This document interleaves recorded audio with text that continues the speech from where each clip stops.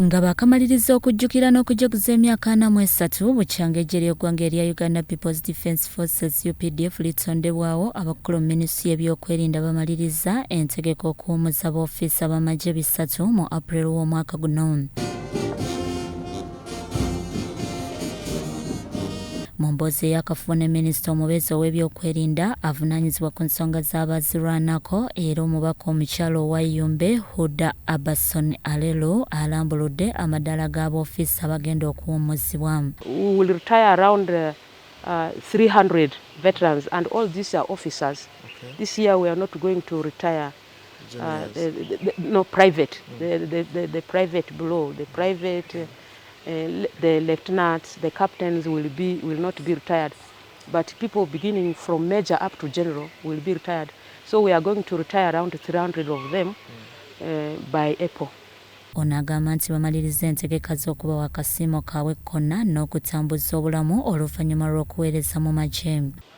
Now that you are out of the uniform, you are out of the boot, the most important thing for you now is completely to involve yourself in the economic transformation of your life, of your families, and at the end, you contributing to the society and contributing to the country. You should not take at yourself that your contribution has ended by putting the gun down. You still have a lot of work to do, especially now in the sector of economic transformation. And how are we helping these people?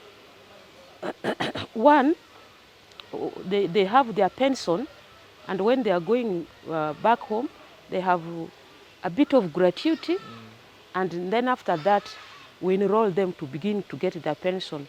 Mu ngeri y'emu minisita w'ebyokwerinda omujjuvu Vincent Bamulanga Kisempijja atubuulidde nti kati essira balitadde okunoonya bonna abalwanyi abatalina nnamba ntongole mu magye okulaba nga basasulwa. Tukoze kyonna ekisobola okufeffetta buli kyalo kulanga tumalayo abantu baffe. Wakyaliwo bannaffe abaava mu lutalo nga tebafunye ennamba balwana mu luli olw'ensiko olwa myaka 5 naye ne bavaamu ng'agamba nze nalwana kufuna mirembe sigenda mu maaso kasa tumaze okufuna gavumenti kangene enkola ebyange kati abo nabo ekiseera kigenda kutuuka tuli ku naye tusoose bano abayingira amagye ne bagatuukiriza ne bafuna ennamba zaabwe abamu ne bafuna n'amadaala.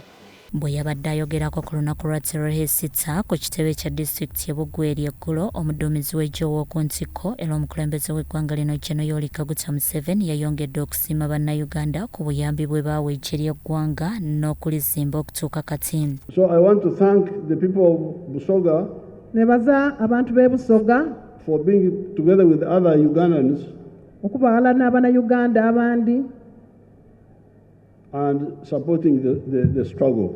Bawagira okulwana olutalo olw'okwenunula.